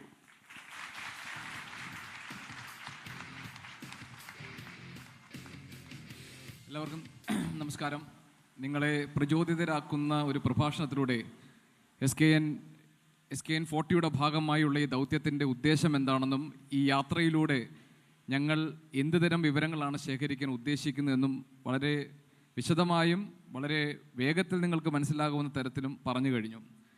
ഇനി വളരെ കുറച്ച് കാര്യങ്ങളാണ് എനിക്ക് പറയാനുള്ളത്. അതായത് ഒരു മാധ്യമപ്രവർത്തകൻ എന്ന നിലയിൽ ഈ യാത്രയിലുടനീളം പല വിഭാഗത്തിൽപ്പെട്ട ആളുകളെ ഞങ്ങൾ കണ്ടു. കുട്ടികളെ കണ്ടു, അധ്യാപകരെ കണ്ടു, സമൂഹത്തിൻ്റെ പല തട്ടിലുള്ള ആളുകളുമായി ഞങ്ങൾ സംസാരിച്ചു. അപ്പോൾ അതിൽ നിന്ന് മനസ്സിലാക്കാൻ പറ്റുന്നൊരു കാര്യം, ഇപ്പോൾ ഞങ്ങളുടെയൊക്കെ, അതായത് നിങ്ങളുടെ പ്രായത്തിലിരുന്ന സമയത്ത് ഏറ്റവും കൂടുതൽ വലിയ വിപത്തായി നമ്മൾ കണ്ടിരുന്നത് സ്മോക്കിങ്ങും അതേപോലെ ഡ്രിങ്ക്സുമായിരുന്നു. അപ്പോൾ നമ്മൾക്കറിയാം, smoking is injurious to health, പുകവലി ആരോഗ്യത്തിന് ഹാനികരമാണ് എന്ന് സിഗരറ്റിൻ്റെ കവറിൽ തന്നെ എഴുതി വെച്ചിട്ട് സിഗരറ്റ് വലിക്കാൻ കൊടുക്കുന്ന ഒരു സമൂഹമാണ് നമ്മുടേത്. അതേപോലെ തന്നെയാണ് മദ്യപാനത്തിൻ്റെ കാര്യം. മദ്യപാനവും നമുക്ക് ആരോഗ്യത്തിന് ഹാനികരമാണ് എന്ന് ഒരു സ്റ്റാറ്റ്യൂട്ടറി വാർണിംഗ് ഓരോ മദ്യക്കുപ്പിയിലും അടിച്ചു വെച്ചിട്ടുണ്ട്. എന്നിട്ടും ഈ സർക്കാരിന്, ഈ സംസ്ഥാനത്തെയും ഏറ്റവും പ്രധാനപ്പെട്ട ഒരു വരുമാന മാർഗമായി നമ്മൾ കണ്ടെത്തുന്നത് മദ്യത്തിലൂടെയാണ്. പക്ഷേ ഈ രണ്ട് ലഹരിയുടെ ഉപയോഗവും ഒരിക്കലും അതൊരു വലിയ സാമൂഹിക പ്രശ്നമായിട്ട് കേരളത്തിൽ അങ്ങനെ അത്ര അധികം മാറിയിട്ടില്ല. ഞാൻ പറഞ്ഞത്, അത് കുടുംബങ്ങളിൽ പ്രശ്നങ്ങൾ ഉണ്ടാക്കിയിട്ടുണ്ട്, കുടുംബങ്ങളിൽ അസ്വസ്ഥതകൾ ഉണ്ടാക്കിയിട്ടുണ്ട്, അക്കാലത്ത് വളർന്നു വന്ന യുവതലമുറയെ അത് ആ നിലയിൽ ബാധിച്ചിട്ടുണ്ട്. പക്ഷേ MDMA പോലെയുള്ള രാസലഹരിയുടെ കാര്യം, അല്ലെങ്കിൽ അതിൻ്റെ വിപത്ത് എന്ന് പറയുന്നത് മറ്റൊരു തരത്തിലുള്ളതാണ്. അത് ഒന്ന് നമ്മളെ തന്നെ ഇല്ലാതാക്കും. രണ്ടാമത്തെ കാര്യം, അത് നമുക്ക് ചുറ്റുമുള്ളവരാരൊക്കെയാണ് എന്ന് തിരിച്ചറിയാൻ പറ്റാത്ത രീതിയിൽ നമ്മുടെ ബുദ്ധിയെ അത് മലിനമാക്കുന്നു, അത് നമ്മുടെ ബ്രെയിനിനെ പോയ്സൺ ചെയ്യുന്നു എന്നുള്ളതാണ്. അപ്പോൾ അതിലൂടെ സംഭവിക്കുന്നത്, നമുക്ക് നമ്മുടെ കൂടെയുള്ളവരാരാണെന്നും നമ്മളെ നന്നാക്കാൻ ശ്രമിക്കുന്നത് ആരാണെന്നും നമ്മളെ ഉപദേശിക്കാനോ അല്ലെങ്കിൽ നമുക്ക് നല്ലത് പറഞ്ഞു തരുന്നത് ആരാണെന്നോ തിരിച്ചറിയാൻ പറ്റാത്ത തരത്തിൽ അവരെയൊക്കെ ശത്രുക്കളായി കാണുന്ന, അവർ നമ്മളെ ആക്രമിക്കാൻ വരുന്നവരായി കാണുന്ന ഒരു ഫാൻറ്റസിയാണ് അത് ബ്രെയിനിനുണ്ടാക്കുന്നത്. ഇപ്പോൾ മനോരോഗ വിദഗ്ധരൊക്കെ പറയുന്നത്, MDMAയുടെ അടിമയായി കഴിഞ്ഞാൽ പിന്നെ അതിൻ്റെ അർത്ഥം ബുദ്ധി, അതായത് നമ്മുടെ സാമാന്യ ബുദ്ധി എന്ന് പറയുന്നത് നമ്മുടെ കയ്യിൽ നിന്ന് പോയി. പിന്നെ നമ്മൾ മറ്റൊരു ലോകത്തിലാണ്, മറ്റൊരു ഫാൻറ്റസിയിലാണ്. ആ ഫാൻറ്റസി ഏറ്റവും അപകടകരമായ ഒരു ഫാൻറ്റസിയാണ്. അതായത് 4 പേർ എതിരെ നടന്നു വരുമ്പോൾ ആ 4 പേർ മാരകായുധങ്ങളുമായി നമ്മളെ ആക്രമിക്കാൻ വരുന്നു എന്ന തോന്നലാണ് അത് ബുദ്ധിയിലൂടെ നമ്മളിലേക്ക് എത്തിക്കുന്നത്. അപ്പോൾ അവരെ പ്രതിരോധിക്കാൻ വേണ്ടിയുള്ള ചില നീക്കങ്ങളുടെ ഭാഗത്ത് നമ്മൾ നടത്തുമ്പോൾ, ആയുധവുമായി നടത്തുമ്പോൾ, അവിടെ പിടഞ്ഞു വീഴുക നമ്മുടെ അച്ഛനോ അമ്മയോ സഹോദരങ്ങളോ ആകും. അപ്പോൾ ആ നിലയിലാണ് MDMA പോലെയുള്ള രാസലഹരി നമ്മുടെ ചെറുപ്പക്കാരെയും ഒക്കെ ബാധിച്ചുകൊണ്ടിരിക്കുന്നത്. ഇപ്പോൾ നിരന്തരം ഇപ്പോൾ SKN നിങ്ങൾ വിദ്യാർത്ഥികളും വിദ്യാർത്ഥിനികളും ഇരിക്കുന്ന ഒരു വേദി ആയതുകൊണ്ടാണ് നിങ്ങൾ കാണേണ്ട സ്വപ്നത്തെക്കുറിച്ചും നിങ്ങളുടെ മുന്നിലുള്ള വളരെ വർണ്ണാഭമായ, വളരെ പ്രതീക്ഷ നിറഞ്ഞ ജീവിതത്തെക്കുറിച്ചുമൊക്കെ പറഞ്ഞത്. അപ്പോൾ ഇത് കുട്ടികൾക്ക് മാത്രം കൊടുക്കേണ്ട ഒരു ഉപദേശമല്ല. ഇത് കുട്ടികളിലേക്ക് ഈ ലഹരി എത്തിക്കുന്ന വലിയ ശൃംഖലകൾ കേരളത്തിൽ പ്രവർത്തിക്കുന്നുണ്ട്. ആ ശൃംഖലയുടെ ഏറ്റവും വലിയ പ്രത്യേകത, അത് ഒരു ഗ്രാമത്തിലെ മുറുക്കാങ്കടയിൽ വരെ MDMA എത്തിക്കുന്ന തരത്തിലേക്ക് അത് വളർന്നിട്ടുണ്ട്, അത് വ്യാപിച്ചിട്ടുണ്ട് എന്നതാണ്. അപ്പോൾ ലഹരി ഉപയോഗിക്കാതിരിക്കുന്നു എന്ന് നമ്മൾ സ്വയം തീരുമാനിക്കുന്നതിനൊപ്പം ലഹരിയിലേക്ക് അടിമപ്പെടാൻ സാധ്യതയുള്ളവരെ കൈപിടിച്ച് കയറ്റാനും അവരെ സംരക്ഷിച്ചു നിർത്താനും ലഹരിയുടെ വ്യാപാരത്തിൻ്റെ കണ്ണികളായി മാറാൻ സാധ്യതയുള്ളവരെ അവരുടെ വിവരങ്ങൾ ശരിയായ രീതിയിൽ അധികാരികൾ അറിയിക്കുകയും ഒക്കെ പൗരന്മാരെന്ന നിലയിൽ നമ്മുടെ ചുമതലയും ഉത്തരവാദിത്വവുമാണ്. അപ്പോഴത് ഒരു മാധ്യമമോ മാധ്യമപ്രവർത്തകരോ അല്ലെങ്കിൽ ഏതെങ്കിലും പോലീസ് എക്സൈസ് സംവിധാനങ്ങളോ അല്ലെങ്കിൽ ഏതെങ്കിലും മന്ത്രിയോ ജനപ്രതിനിധിയോ മാത്രം വിചാരിച്ചാൽ നടക്കാൻ കഴിയാത്ത തരത്തിൽ അപകടകരമായ സ്ഥിതിയാണ് കേരളത്തിലുള്ളത്. അതുകൊണ്ടാണ് ഈ പൊരി വെയിലത്തും ഈ കത്തുന്ന വേനലിലും ഈ SKൻ്റെ 40-ാം വർഷം, മാധ്യമരംഗത്തെ 40 വർഷങ്ങൾ അതൊരു ആഘോഷമാക്കുകയല്ല, അത് കേരളത്തിലുടനീളം സഞ്ചരിച്ചുകൊണ്ട്, കേരളത്തിൻ്റെ നഗരപ്രദേശങ്ങളിലും ഗ്രാമാന്തരങ്ങളിലും സഞ്ചരിച്ചുകൊണ്ട് ഇതിലൊരു ബോധവൽക്കരണം നടത്തണമെന്നും അങ്ങനെ ജനങ്ങളെ മുഴുവൻ അണിനിരത്തിക്കൊണ്ട് അവരുടെ ഒരു പ്രതിരോധ ശൃംഖല കേരളത്തിലുടനീളം ഉയർത്തണമെന്നുമുള്ള ഒരു ആലോചന ഞങ്ങൾക്കുണ്ടായത്. ഇതിൽ ആദ്യത്തെ ഉത്തരവാദിത്വം വീട്ടിലെ രക്ഷിതാക്കളുടേതാണ്. മനോരോഗ വിദഗ്ധർ പറയുന്നത്, നിങ്ങളുടെ കുട്ടികളുടെ അല്ലെങ്കിൽ നിങ്ങളുടെ പ്രായത്തിലുള്ള കുട്ടികൾക്ക് ഏതെങ്കിലും തരത്തിലുള്ള അവരുടെ ഫോക്കസ് നഷ്ടമാകുന്നു. ഇപ്പോൾ പഠിക്കുന്ന കാര്യത്തിൽ അല്ലെങ്കിൽ കലാപ്രവർത്തനങ്ങളിൽ ഏതെങ്കിലും മുതൽ നിങ്ങളുടെ ഫോക്കസ് നഷ്ടമാകുന്നു, നിങ്ങൾ അസ്വസ്ഥരാകുന്നു, നിങ്ങളുടെ പെരുമാറ്റങ്ങളിൽ മാറ്റമുണ്ടാകുന്നു എന്നൊരു രക്ഷിതാവ് തിരിച്ചറിയുമ്പോൾ മുതൽ ജാഗ്രതയോടുകൂടി കുട്ടിയുടെ കാര്യങ്ങളിൽ ഇടപെടണം. നമ്മൾ മനസ്സിലാക്കേണ്ടത്, ഏതെങ്കിലും തരത്തിൽ അറിഞ്ഞോ അറിയാതെയോ ലഹരിയുടെ വലയിലേക്ക് നമ്മൾ അകപ്പെട്ട് കഴിഞ്ഞാൽ അവിടെ നിന്ന് നമുക്കതൊരു മെഡിക്കേഷൻ ആവശ്യമായ ഒരു കാര്യമാണ്. ഇതൊരു രോഗാവസ്ഥയാണ്. ഇത് കേവലം ഒരു ലഹരി അല്ലെങ്കിൽ ഒരു നേരത്തെ സന്തോഷം എന്ന നിലയിൽ ഇതൊരു രോഗമാണ്, ഇതൊരു മനോരോഗമാണ്. അപ്പോൾ ആ മനോരോഗത്തിന് അതിൻ്റേതായ ചികിത്സാ പ്രതിവിധികളുണ്ട്. അപ്പോൾ അതിലേക്കൊക്കെ നമുക്ക് പിന്നീട് പോകേണ്ടി വരും. അങ്ങനെയാണ് നമുക്ക് ഇതിൽ നിന്നും മറികടക്കാൻ കഴിയുകയുള്ളൂ. അപ്പോൾ ആദ്യം നമ്മൾ ഒരു തമാശയ്ക്ക് വേണ്ടി ലഹരി ഉപയോഗിച്ച് തുടങ്ങുന്നു, പിന്നെ അതിൽ നിന്ന് പുറത്തേക്ക് കടക്കാൻ പറ്റാത്ത രീതിയിൽ നമ്മളതിൻ്റെ അടിമയായി മാറുന്നു, പിന്നെ നമ്മൾ അതിൻ്റെ വ്യാപാരത്തിൻ്റെ കണ്ണികളായി മാറുന്നു, പണം കിട്ടാൻ വേണ്ടി എല്ലാ തരത്തിലുള്ള മാർഗങ്ങളിലേക്കും പോകുന്നു.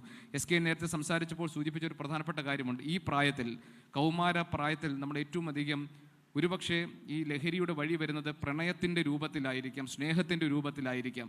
അപ്പോൾ നമ്മളെ ആരെങ്കിലും ഒരാൾ ആ നിലയിലൊക്കെ നമ്മളെ സമീപിക്കുകയോ സ്നേഹത്തോടു കൂടി സംസാരിക്കുകയോ ഒക്കെ ചെയ്യുമ്പോഴും അവരെയൊക്കെ സംശയത്തോടു കൂടി കാണുകയും അവരെ നിങ്ങളുടെ ബുദ്ധി ഉപയോഗിച്ച് അവരെ മനസ്സിലാക്കാൻ ശ്രമിക്കുകയും ഒക്കെ ചെയ്യണം.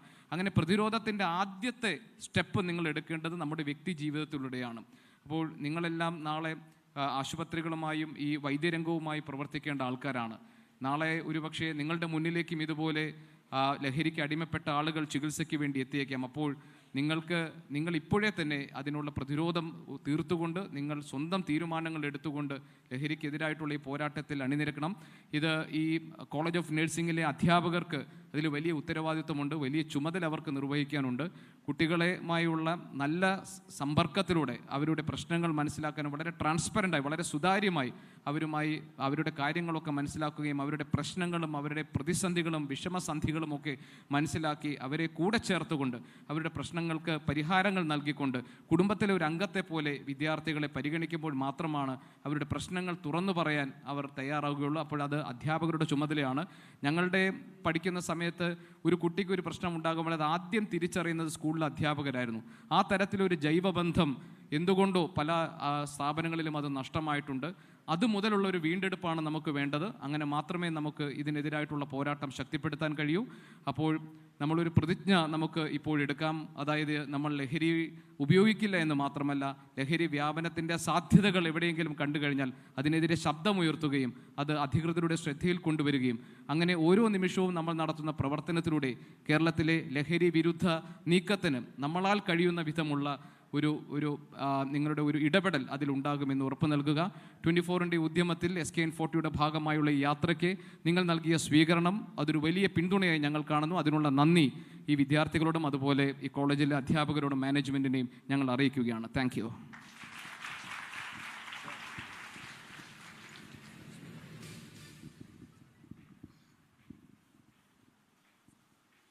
നമസ്കാരം. നിങ്ങളെല്ലാവരും ഇങ്ങനെ ഇരിക്കണ കാണുമ്പോൾ എന്തൊരു സന്തോഷമാണെന്ന്. ഇങ്ങനെ ഈ കളിമണ്ണ് കൊണ്ടുവന്ന് ഒരു ശില്പി അതിനെ കുഴച്ച് ഉരുട്ടിയെടുത്ത് അതിനിങ്ങനെ നല്ല ഭംഗിയുള്ള ഒരു ശില്പമാക്കി മാറ്റും. ആ പ്രക്രിയ ഇങ്ങനെ കുഞ്ഞുപ്രായത്തിലേ തുടങ്ങി നമ്മൾ വലുതായി വരുമ്പോഴേക്കും അത് നടന്നുകൊണ്ടിരിക്കുന്നുണ്ട് നമ്മൾ മനുഷ്യരുടെ കാര്യത്തിൽ, അല്ലേ? അപ്പം നിങ്ങൾ ഒരു പാതി മുഴുമിപ്പിച്ച ആ ശില പോലെ ആയിരിക്കുന്നു. അതിനെ ഇങ്ങനെ എത്ര മനോഹരമാക്കാമോ അങ്ങനെ ആ ശില്പി മനോഹരമാക്കിക്കൊണ്ടേയിരിക്കും.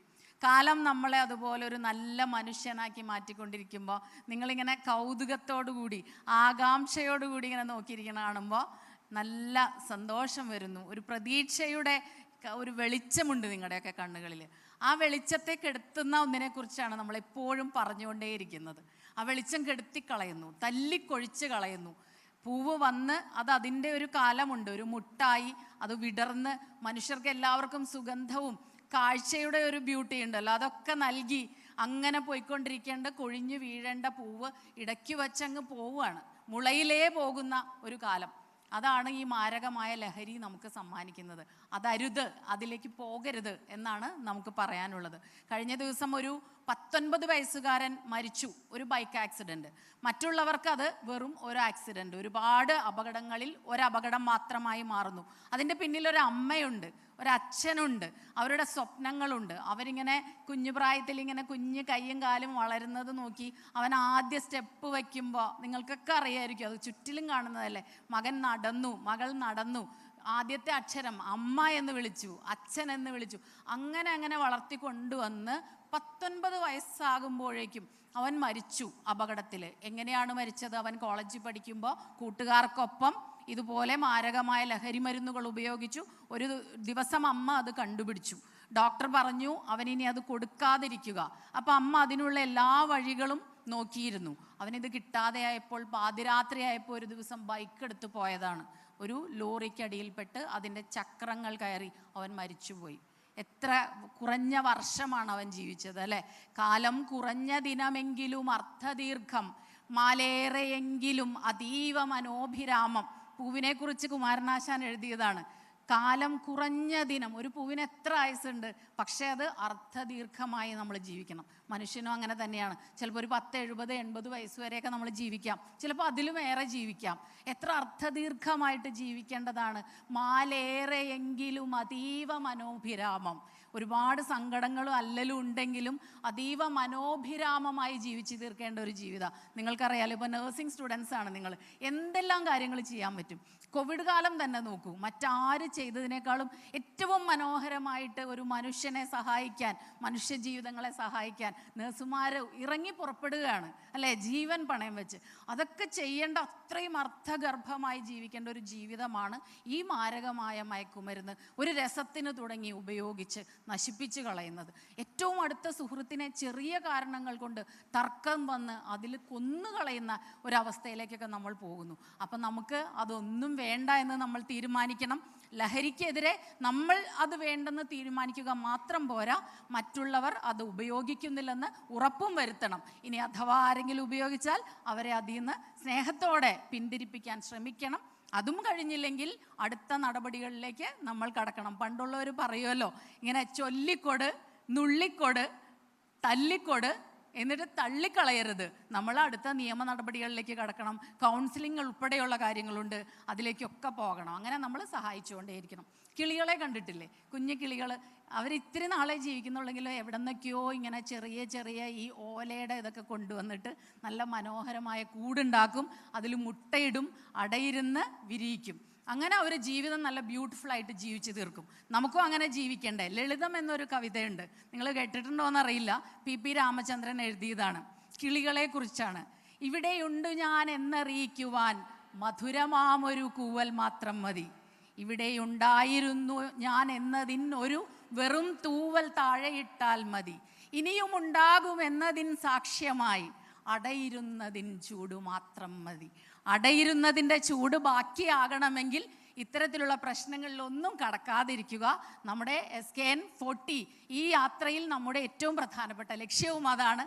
നിങ്ങളിലേക്ക് ആ സന്ദേശം എത്തിക്കുകയാണ്. ലഹരിയും അക്രമവും ഒന്നും നമുക്ക് വേണ്ട. നമ്മൾ ഇത്രയും മനോഹരമായ വർണ്ണങ്ങൾ നിറഞ്ഞ ഒരു ജീവിതം, അത് ബ്യൂട്ടിഫുള്ളായിട്ട് ജീവിച്ച് നമുക്ക് തീർക്കണം. Thank you.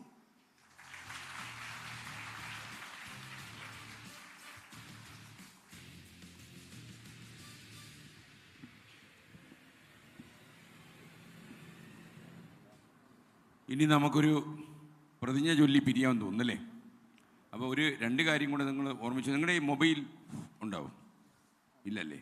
നല്ല കാര്യം, നിങ്ങൾക്ക് ഞാനൊരു അവാർഡ് തന്നിരിക്കുന്നു. അപ്പോൾ നിങ്ങൾക്ക് നമ്മൾ ശരിക്കും ഈ SKN40 എന്ന് പറയുന്ന ഈ യാത്ര നമ്മൾ ശരിക്കും കാസർഗോഡ് അവസാനിപ്പിച്ച് എല്ലാ ആൾക്കാരെയൊക്കെ ജയിലിലൊക്കെ ഇട്ട് നമ്മുടെ ആൾക്കാരെയൊക്കെ പിന്തിരിപ്പിച്ച് അവബോധമൊക്കെ ഉണ്ടാക്കി ജനങ്ങളെ സജ്ജരാക്കി അവസാനിപ്പിക്കാനായിരുന്നു നമ്മളൊരു യൂട്യൂബ് ചാനൽ സ്റ്റാർട്ട് ചെയ്തത്. SKN40 എന്നുള്ള പേരിൽ യൂട്യൂബ് ചാനലുണ്ട്. ഇപ്പോൾ ഇതിൽ ഇപ്പം നിങ്ങളൊക്കെ ലൈവായിട്ട് അതിലുണ്ട്, ആ ചാനലിപ്പോൾ ഉണ്ട്, അത് ലൈവായിട്ട് പോയിക്കൊണ്ടിരിക്കുക. അപ്പം നിങ്ങൾക്ക് ഇതിലൂടെ നമ്മൾ കൂടുതൽ കാര്യങ്ങൾ വരും ദിവസങ്ങൾ ഉൾപ്പെടുത്തും. അതായത് ഇതിനെ ഇങ്ങനെ ആരെങ്കിലും പ്രേരിപ്പിച്ചാൽ എന്ത് നിലപാട് നമ്മൾ എടുക്കണം, പോലീസിൽ നിങ്ങൾ ഇൻഫർമേഷൻ കൊടുത്ത് അത് ലീക്ക് ചെയ്താൽ പിന്നെ നിങ്ങൾ എന്ത് ചെയ്യണം, പോലീസിലെ ഇൻഫർമേഷൻ കൊടുക്കുമ്പോൾ നിങ്ങൾ ശ്രദ്ധിക്കേണ്ട കാര്യങ്ങൾ, ഇങ്ങനെയുള്ള സംഭവങ്ങളൊക്കെ തന്നെ ഈ ചാനൽ ഉൾപ്പെടുത്തും. അപ്പോൾ SKN40 എന്നടിച്ചാൽ നിങ്ങൾക്ക് അത് കിട്ടും. പിന്നെ ഒരു കാര്യം കൂടി, നമ്മൾ പ്രതിജ്ഞയിലേക്ക് കടക്കും മുമ്പ്, ഈ MDMA ബാധിച്ച അല്ലെങ്കിൽ MDMA ലഹരിയിൽ അമർന്നുപോയ ഏതെങ്കിലും കുട്ടിയെ നിങ്ങൾ ഒരിക്കലും ഒരു പ്രതികാര ചിന്തയോടെ കാണരുത്. കാരണം ആ കുട്ടി ഒരു സ്വാധീനത്തിൽപ്പെട്ട് വഴിപ്പെട്ടു പോയതാണ്. അവനോട് വേണ്ടത് അനുതാപവും സഹകരണവുമാണ്. ഒരിക്കലും അവൻ്റെ കയ്യിലിരിപ്പ് കൊണ്ട് അവനെ ഞാൻ വെച്ചിട്ടുണ്ട് എന്നുള്ള ഒരു ധാരണയിൽ നിങ്ങൾ പോകരുത്. നമ്മുടെ ശത്രു അതല്ല, ഒരു ബ്രഹ്മാണ്ടത്തോളം വളർന്ന ശത്രുക്കൾ വേറെയുണ്ട്. അപ്പോൾ അവരെ മാത്രമേ ശത്രുവായി കാണാൻ പാടുള്ളൂ. അപ്പോൾ നമുക്ക് പ്രതിജ്ഞ എടുക്കാം.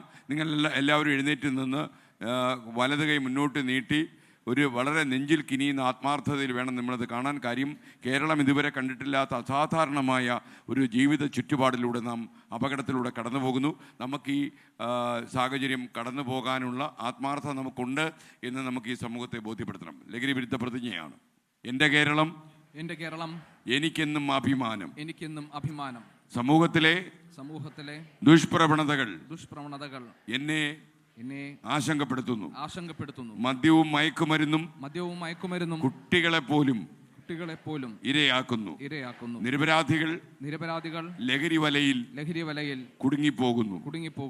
ലഹരി മാഫിയയുടെ വ്യാപനം ഈ മണ്ണിൽ ഞാൻ തിരിച്ചറിയുന്നു. ഹോസ്റ്റൽ മുറികൾ പോലും ലഹരി സമ്പന്ന കേന്ദ്രങ്ങളാകുന്നു. ആയതിനാൽ പ്രത്യക്ഷമായോ പരോക്ഷമായോ ലഹരി മരുന്ന് പ്രോത്സാഹിപ്പിക്കില്ലെന്ന് ഞാൻ ഇതിനാൽ പ്രതിജ്ഞ ചെയ്യുന്നു. സമൂഹത്തെ മുറിവേൽപ്പിക്കുന്ന ലഹരി വ്യാപനം സർവശക്തിയുമെടുത്ത് ഞാൻ തടയുമെന്നും ഇതിനാൽ പ്രതിജ്ഞ ചെയ്യുന്നു. പ്രതിജ്ഞ. നന്ദി. Thank you, sir, for your inspiring words and prestigious presence to this event. No event is complete without acknowledging the efforts of those who made it possible. To express our gratitude, I invite Ms. Mridu KB, Associate Professor, KVM College of Nursing.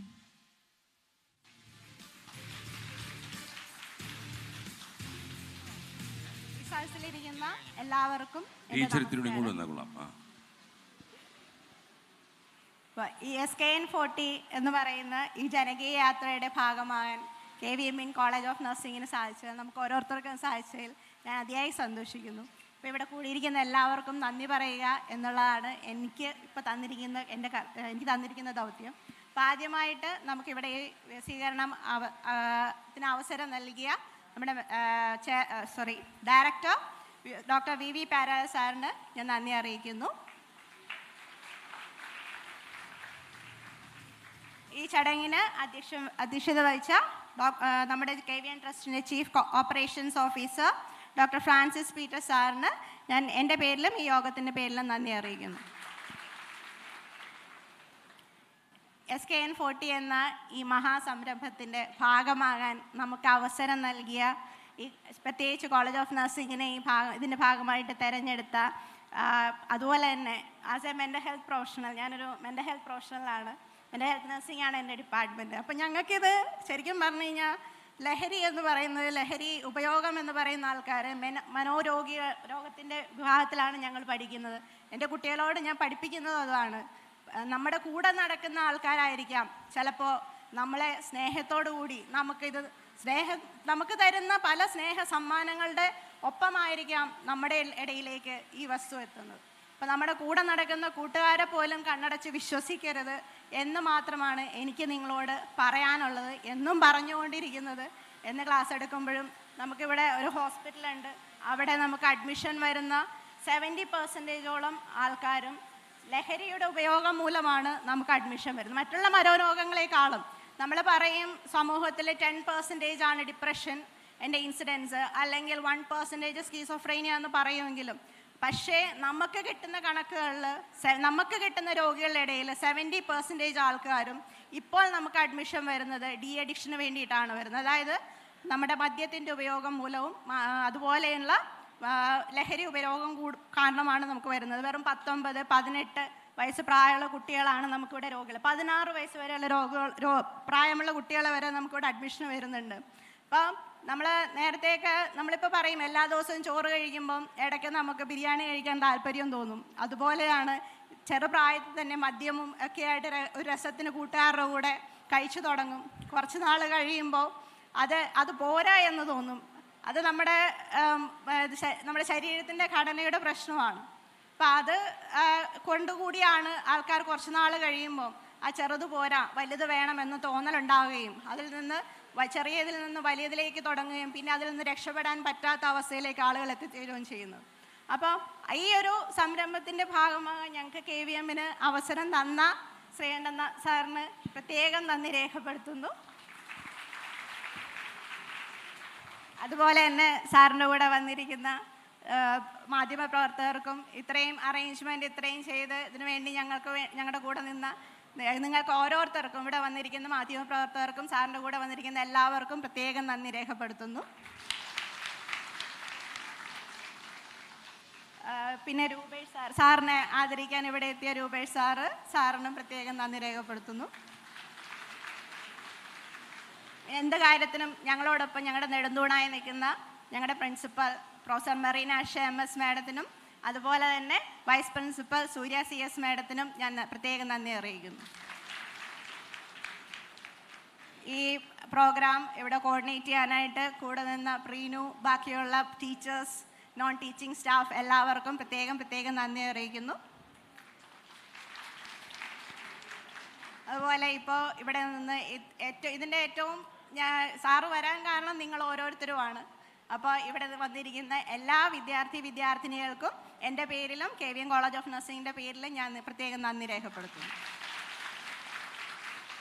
ഇവിടെ എത്തിയിരിക്കുന്ന ഓരോരുത്തർക്കും ഒരിക്കൽ കൂടി നന്ദി രേഖപ്പെടുത്തിക്കൊണ്ട് എത്തുന്നു. നന്ദി, നമസ്കാരം. Thank you madam for your kind words. അടുത്തതായി ex serviceman association president mister Susheelan, mister Raju, mister Muraleedharan, ഭാരവാഹികളും മറ്റംഗങ്ങളും ചേർന്ന് ഒരു സ്നേഹാദരവ് ശ്രീ R. ശ്രീകണ്ഠൻ നായർ സാറിന് നൽകുന്നു. ഈ പരിപാടിയിലുടനീളം അവരുടെ പിന്തുണയും സഹായവും. എൻ്റെ ഒരു ആദരവുണ്ട് ടീച്ചറെ. ഒരു സെക്കൻഡ്, നിങ്ങളിലുള്ള ഐക്യം എത്രമാത്രം ഉണ്ടെന്ന് ഞാൻ ഇന്ന് ടെസ്റ്റ് ചെയ്യാൻ പോവാം. ഒരു 1000 കോടി രൂപ വിലയുള്ളൊരു കപ്പുണ്ട് എൻ്റെ കയ്യിൽ. ഇന്ന് ഉച്ചയ്ക്ക് ഇത് 500 കോടിയായിരുന്നു. പെട്ടെന്ന് ഞാനിതിരി കൂട്ടി. എൻ്റെ ഭാവനയിലാണ് ഇതിൻ്റെ വില 1000 കോടിയായത്. നിങ്ങളിൽ വിദ്യാർത്ഥികളിൽ ഒരാളിന് മാത്രമേ ഈ കപ്പ് കൊടുക്കാൻ പറ്റൂ. ഇത് വില കൂടിയതുകൊണ്ടല്ല. നിങ്ങളെല്ലാവരും കൂടി ഒരു പേര് പറയാൻ പറ്റുമോ? ഒരേ ഒരു പേരേ പറയാൻ പറ്റൂ.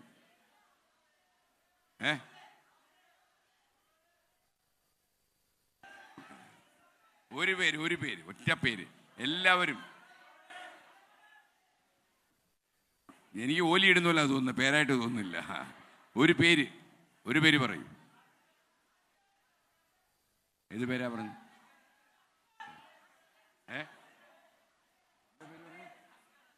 അസ്കറോ? അസ്കർ നിങ്ങൾക്കെല്ലാം ഓക്കെ ആണോ? ഓക്കെ ആണോ? ആരാടി അസ്കർ? വരൂ അസ്കർ വരൂ.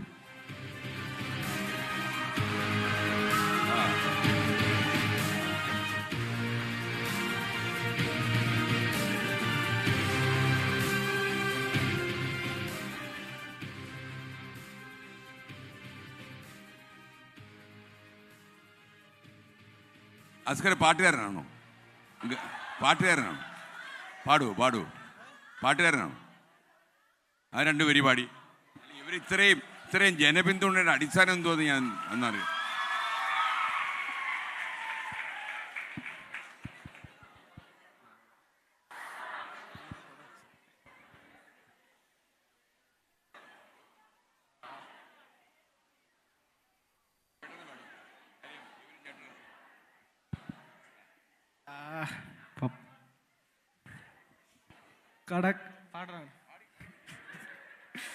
കടക്കണ്ണിൻ മുന കൊണ്ടന്നിട നെഞ്ചിനകം വെട്ടിപ്പിടിച്ചൊരു പെണ്ണാണ് എൻ്റെ പിടയ്ക്കുന്ന കരളിൽ മുഹബത്തിൻ മധുരത്തെ ഒലിപ്പിച്ച കണ്ണാലെ എന്നെ കുടുക്കിയ പൂമോളെ.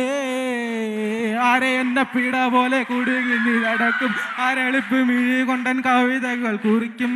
അത് കണ്ടൻ മനസ്സക പതയ്ക്കും. കരിമിഴിയുടെ നോട്ടം കണ്ടാൽ കനലാട്ടം. പെണ്ണെ അടിവെച്ച് കുടനടി അരികിൽ നീ അടുക്കുമ്പോൾ അകതരൻ മിന്നാട്ടം. മനുഷ്യനെ കറക്കുന്ന വിളയാട്ടം. ഇപ്പം എനിക്ക് മനസ്സിലായി. എല്ലാവരോടും എന്താ പേര് പറഞ്ഞാൽ മനസ്സിലായി. ഓക്കെ, സന്തോഷം. ഏതാ പഠിക്കുന്നത്? ഏത് കോഴ്സിനാ പഠിക്കുന്നത്? Nursing, BSc nursing, 4th year. Okay, വീട് എവിടെ? കൊല്ലം. ശാസ്താംകോട്ടക്കാരനാണോ ഇത്? ഗംഭീരായി. Okay, thank you. Well done. Okay,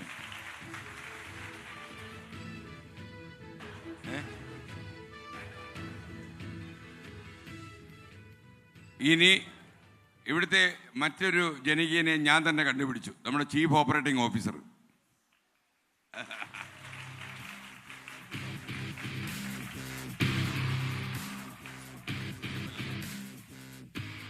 ഇനി നിങ്ങൾക്കെല്ലാം നല്ല വാക്കുകൾ പറഞ്ഞു തരികയും ആവശ്യമുള്ളപ്പോഴൊക്കെ ശാസനം ചെയ്യുകയൊക്കെ ചെയ്യുന്ന നമ്മുടെ പ്രിൻസിപ്പലിനെയും ഞാനൊരു പോപ്പുലർ താരമായി പ്രഖ്യാപിക്കുന്നു.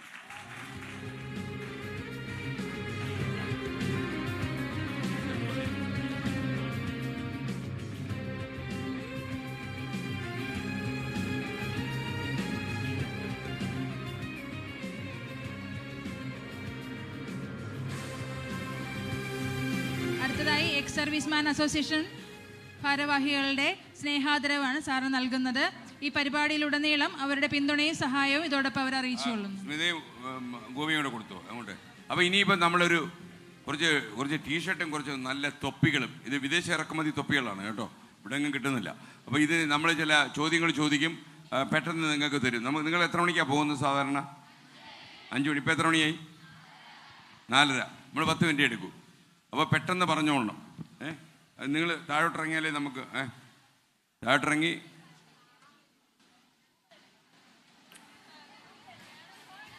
ചോദ്യം ചോദിക്കുകയാണ്. നിങ്ങളുടെ ആരുടെയെങ്കിലും വീടിൻ്റെ വലതുവശത്ത് 3ാമത്തെ വീടിൻ്റെ അവിടെ ഉള്ളിൽ താമസിക്കുന്ന ഗൃഹനാഥൻ്റെ പേരെന്താണ്? ഗൃഹനാഥൻ അല്ലെങ്കിൽ ഗൃഹനാഥ? കറക്റ്റാണോ? ഇത് ലൈവായിട്ട് അവർ കണ്ടുകൊണ്ടിരിക്കുകയായിരിക്കും, കള്ളം പറയരുത്. അങ്ങനൊരു ഗൃഹനാഥൻ ജീവനോടുണ്ടോ അവിടെ? ഉണ്ടല്ലോ. അപ്പം ഇനി കൊടുത്തോളൂ. ഇവരെല്ലാം പറഞ്ഞു. പറഞ്ഞവരൊന്ന് എഴുതേറ്റേ. ഒന്ന് എഴുതേക്കും. ഒന്ന് എഴുതേക്കും.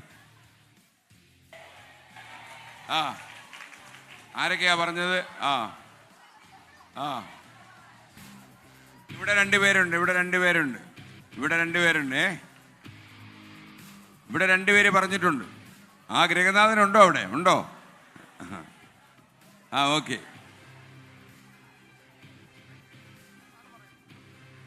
ഒരാളുണ്ട്. 2 പേർക്കും കിട്ടിയോ? ഒരാളുണ്ട് അവിടെ.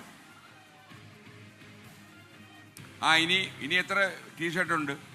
3 എണ്ണം ഉണ്ട്. അപ്പം അതായത് ഞാൻ ഒരു ലളിതമായ ചോദ്യം ചോദിക്കാം. നിങ്ങളുടെ മദറിൻ്റെ ഡേറ്റ് ഓഫ് ബർത്ത് എന്നാണ്? പറഞ്ഞോ, ഡേറ്റ് ഓഫ് ബർത്ത് പറഞ്ഞോ. അതിലെ 3 പേർക്ക് ഇത് കിട്ടും. ആരാന്ന് വെച്ചാൽ കൈ പൊക്കിക്കോളൂ. നിങ്ങളിത് ഇപ്പൊ 11 കൈയായി. 3 കൈയായിട്ട് ചുരുങ്ങുക. 3 കൈ. 3 കൈ. കൈകൾ കുറയട്ടെ. കുറഞ്ഞോ? ഇനി 2 എണ്ണം കൂടെ ഉണ്ട്. 2 ഡേറ്റ് ഓഫ് ബർത്തിനുള്ള സ്കോപ്പുള്ളൂ. 2 കൈയായി കുറയട്ടെ. കുറച്ച് ബാക്കിലോട്ട്. ആണോ? ഡേറ്റ് ഓഫ് ബർത്ത് എത്രയാ? അത് ഇയാളുടെ ഡേറ്റ് ഓഫ് ബർത്ത് അല്ലേ? ഓക്കെ, ശരി. അപ്പോൾ കൈയടിച്ചോ. അയാൾ കൂടെ കൊടുത്തു. ഞാനിത് ചോദിക്കാൻ കാര്യം എന്താ അറിയുക? അയൽവാസിയുടെ കാര്യം ചോദിക്കാൻ. അയൽവാസിയെക്കുറിച്ച് നമുക്കിപ്പോൾ ഒന്നും അറിയില്ല. അപ്പോൾ നമ്മളെല്ലാം അറിയണം അവരെക്കുറിച്ച്. അവരെ സഹായിക്കാൻ പറ്റുമെങ്കിൽ സഹായിക്കണം. നിങ്ങളൊക്കെ മെഡിക്കൽ വിദ്യാർത്ഥികളല്ലേ? Okay, thank you. Cherthala ex servicemen association വന്നിട്ടുണ്ട്. ഗോപി, അവർ നമ്മളെ ആദരിക്കാൻ തീരുമാനിച്ചു. എക്സ് സർവീസാ? പട്ടാളോ?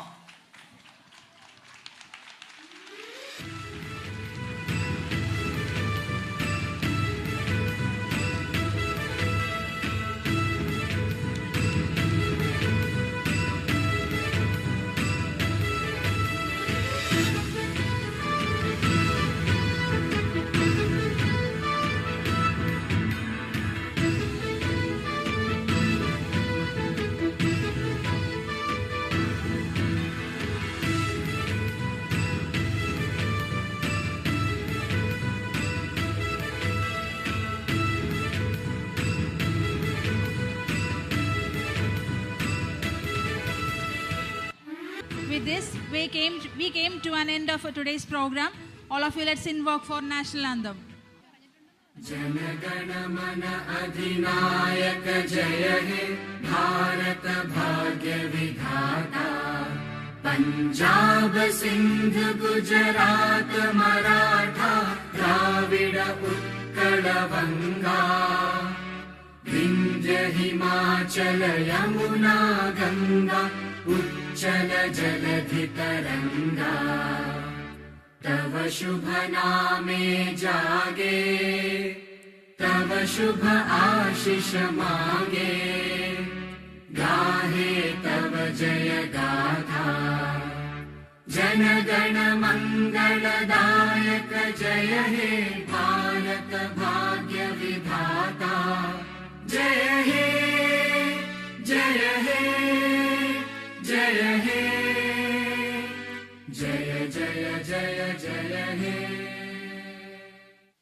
ലഹരി എന്നാൽ എന്തെന്ന് ചോദിച്ചാൽ മാതാപിതാക്കളുള്ള കരുതലാവണം ലഹരി. അറിവ് പകരുന്ന പുസ്തകങ്ങളോടും അധ്യാപകരോടുമുള്ള സ്നേഹമാകണം ലഹരി. നേർവഴിയിലൂടെ സ്വപ്നങ്ങൾ സാക്ഷാത്കരിച്ച് ജീവിത വിജയം കൈവരിക്കുന്നതാണ് ലഹരി. ഇന്ന് ഈ വേദിയിൽ ശ്രീകണ്ഠൻ നായർ സാറിൻ്റെ വാക്കുകളിലൂടെ നമ്മൾ ആർജിച്ച അവബോധം ഉൾക്കൊണ്ടുകൊണ്ട് സാറിൻ്റെ ലഹരി വിരുദ്ധ ബോധവൽക്കരണം എന്ന ഉദ്യമത്തോട് കൈകോർത്ത് ഞങ്ങൾ ഏവരും അങ്ങയോടൊപ്പം ഉണ്ടാകുമെന്ന് ദൃഢപ്രതിജ്ഞ എടുക്കുന്നു. നന്ദി, നമസ്കാരം.